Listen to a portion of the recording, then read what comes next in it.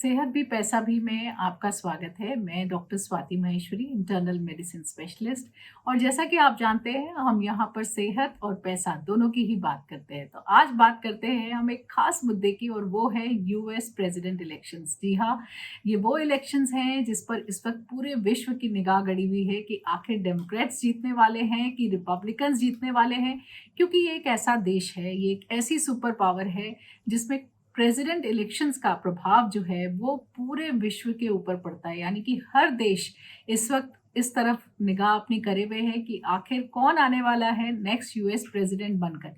और ख़ास तौर से अगर हम भारत की बात करें, तो भारत की जो आर्थिक नीति है, भारत की जो आर्थिक स्थिति है, इन सभी चीज़ों के ऊपर क्या असर पड़ेगा, ख़ास तौर से अगर डोनाल्ड ट्रंप दोबारा प्रेसिडेंट बनकर आते हैं, क्योंकि उसकी जो है चांसेस काफ़ी हाई लग रही हैं। ऐसी स्थिति में अगर वो फिर से प्रेसिडेंट बन के अमेरिका के आते हैं, तो भारत की आर्थिक स्थिति पर इसका क्या असर पड़ने वाला है, ये आज हम एक मशहूर इकोनॉमिस्ट डॉक्टर शरद कोली से विस्तार से जानेंगे।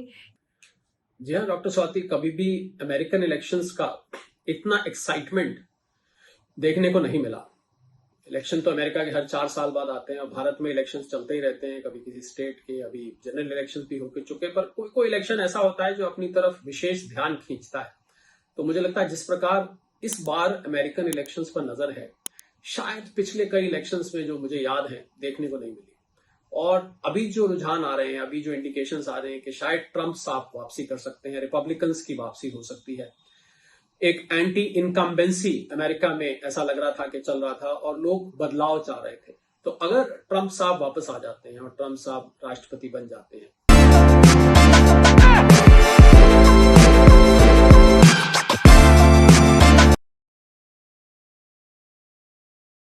तो डोनाल्ड ट्रंप जब प्रेसिडेंट थे अमेरिका के, तो उन्होंने बहुत सारे जो है टैरिफ्स इम्पोज किए थे, खास तौर से स्टील और एल्युमिनियम इंपोर्ट्स पर। वहीं उन्होंने इंडिया से जो बहुत सारे एक्सपोर्ट्स होते थे उस पर उन्होंने ड्यूटी फ्री एक्सेस जो थी वो ख़त्म कर दी थी। वो अमेरिका फर्स्ट पॉलिसी के ऊपर चलते हैं, और ऐसी स्थिति में भारत और अमेरिका का जो ट्रेड डेफिसिट है उसको लेकर के भी वो चिंतित रहते हैं और लगातार इस तरह की पॉलिसीज़ बनाते हैं कि इसको कम किया जाए। तो ऐसी स्थिति में कई अटकलें लग रही हैं कि शायद अगर डोनाल्ड ट्रंप फिर से प्रेसिडेंट बनकर आते हैं, तो कई तरह के टैरिफ्स जो हैं वो भारत पर इम्पोज किए जाएंगे प्रोडक्ट्स के ऊपर।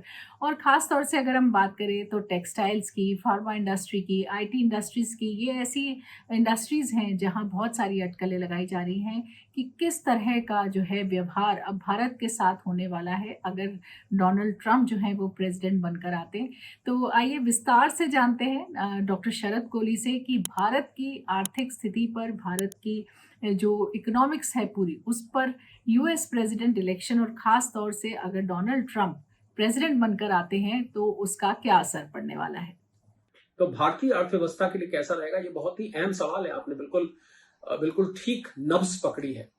तो अगर हम ओवरऑल देखें तो ट्रंप साहब जो 2016 में थे और ट्रंप साहब आज जो 2024 की बात हो रही है, 8 साल बीत चुके हैं जब ट्रंप साहब पहली बार आए थे, उसमें और आज में, तो मुझे लग रहा है टाइम बहुत बदल चुका है। उस समय जो परिस्थिति थी और आज जो परिस्थिति है, चाहे हम जियोपॉलिटिकली बात करें, चाहे हम आर्थिक तौर पर बात करें, अंग्रेजी में कहावत होती है, there's a lot of water that has flown under the bridge, यानी कि काफी कुछ बदल चुका है। तो ट्रंप साहब को भी जो अपनी उनकी पुरानी आदतें थी, जिस समय वो शायद 70 साल के थे और आज जब वो 78 साल के हैं, तो उनको भी अपनी आदतें उसी हिसाब से एडजस्ट करनी पड़ेंगी, अपना माइंडसेट उसी हिसाब से एडजस्ट करना पड़ेगा जो आज की सिचुएशन है। जहां तक भारतीय अर्थव्यवस्था को फायदा मिलने की बात है, तो मुझे लगता है कि कुछ मोर्चों पर भारतीय अर्थव्यवस्था को जरूर फायदा होगा। स्ट्रेटेजिक पार्टनरशिप्स की अगर हम बात करें, चाहे वो डिफेंस सेक्टर हो, चाहे वो और कोई की सेक्टर हो, वहां पर नई पार्टनरशिप्स आगे बढ़ सकती है। जो बॉन होमी है प्रधानमंत्री मोदी और राष्ट्रपति ट्रंप के बीच में, मुझे लगता है वो कहीं काम आ सकती है इन पार्टनरशिप्स को बिल्ड करने में, क्योंकि भारत डिफेंस का उस समय और आज के बीच में नेट एक्सपोर्टर बन चुका है। नेट एक्सपोर्टर नहीं तो एक्सपोर्टर तो बन ही चुका है। 20,000 करोड़ से ऊपर के हमारे आज डिफेंस के एक्सपोर्ट्स हैं। इसमें मुझे लग रहा है और इजाफा हो सकता है अगर ट्रंप साहब राष्ट्रपति बन जाते हैं तो। दूसरा, मुझे लगता है कि चाइना के साथ ट्रंप साहब का 36 का आंकड़ा है। चाइना के प्रति उनका रवैया बहुत सख्त है, बहुत हार्ड है, और वो ये कतई नहीं चाहते कि चाइना इतना बड़ा एक्सपोर्ट अमेरिका में करके और खुद अमीर बन के उनसे भी बड़ी अर्थव्यवस्था बन जाए। तो इसलिए वो अमेरिकन इकोनॉमी को प्रोटेक्ट करने के लिए, अमेरिका के लोगों की नौकरियां सुरक्षित करने के लिए वो समय समय पर टैरिफ्स की बात करते रहते हैं। और चाइना के लिए टैरिफ्स की बात तो उनकी सारे जग को पता है, सारे विश्व को पता है। तो मुझे लग रहा है अगर वो वापस आते हैं तो उनका ये जो टैरिफ वॉर है चाइना के साथ, ये फिर से एक बार देखने को मिल सकता है और चाइना को अपना सामान अमेरिका भेजने में और ज्यादा दिक्कत आ सकती है।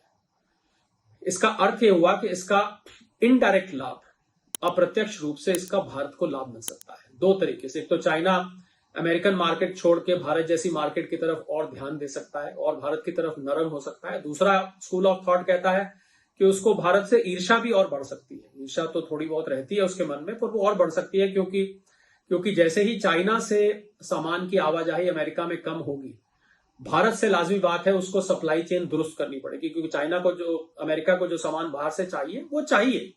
वो अगर चाइना से नहीं आ रहा और अगर भारत का मेक इन इंडिया इनिशिएटिव की वजह से या जिन क्षेत्रों में भारत ने पिछले चंद सालों में तरक्की करी है, मेक इन इंडिया मैन्युफैक्चरिंग शुरू हुई है, वो अमेरिका को लाभ पहुंचा सकता है। तो सप्लाई चेन दुरुस्त करने में भारत के थ्रू मुझे लग रहा है कि अमेरिका ये कोशिश कर सकता है ट्रंप साहब की लीडरशिप में।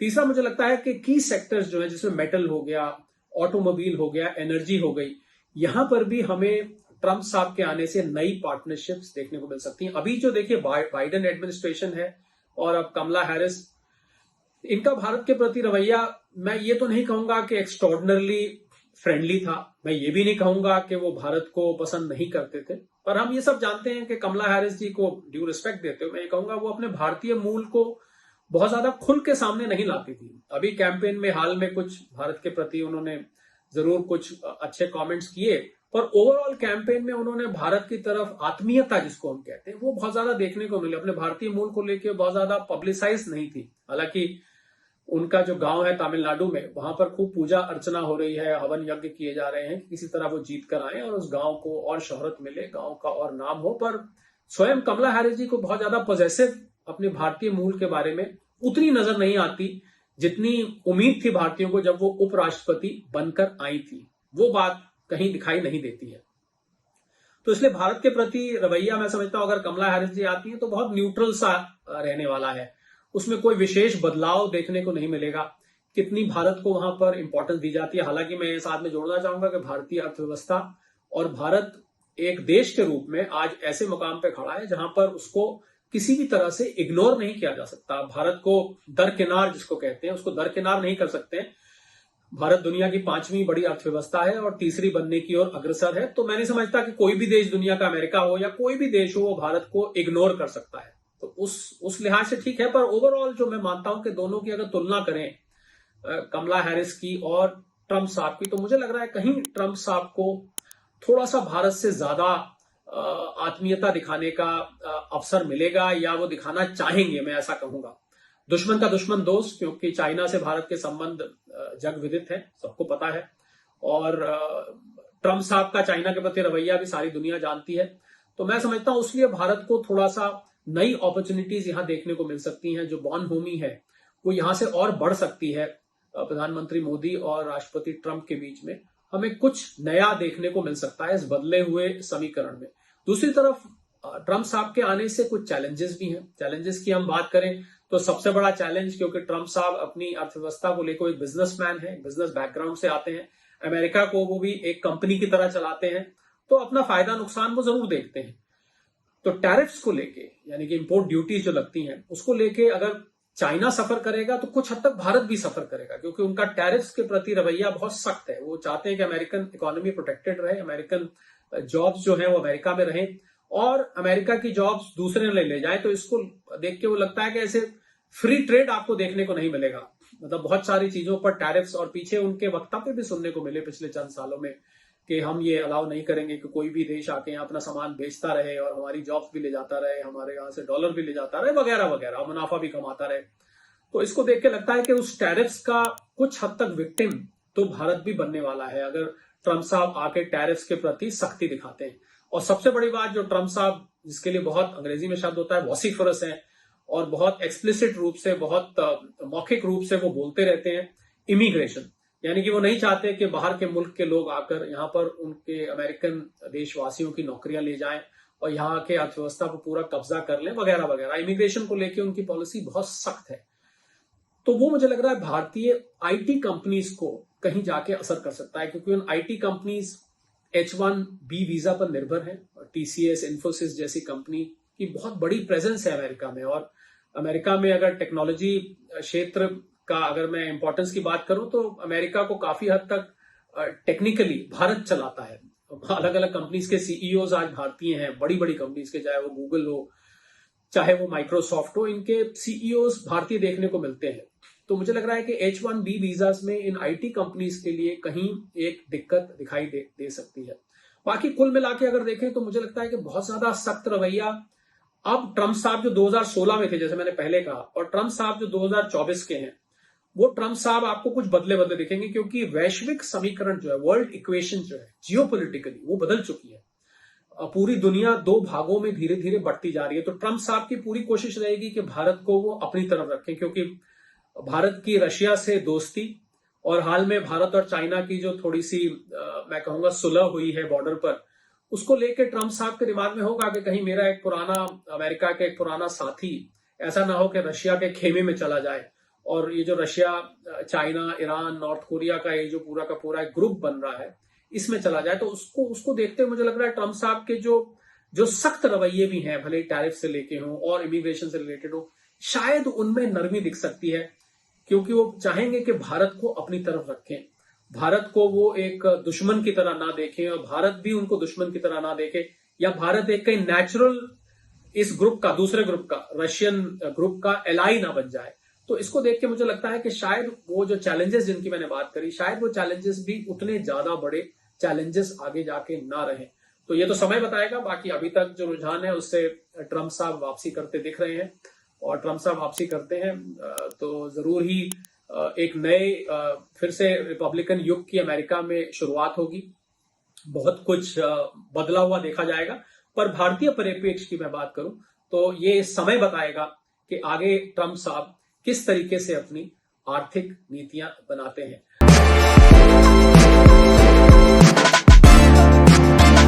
सेहत भी पैसा भी में आपके लिए ऐसे बहुत सारे आर्थिक और सेहत से रिलेटेड, आपकी फाइनेंस से रिलेटेड और आपकी सेहत से रिलेटेड मुद्दे बहुत खोल के बताए जाते हैं। इसको फॉलो भी करिए, सब्सक्राइब भी करिए। आर्थिक मुद्दों पर मैं डॉक्टर शारद कोहली बोलता हूं, और सेहत से रिलेटेड मुद्दों पर डॉक्टर स्वाति महेश्वरी बोलती हैं।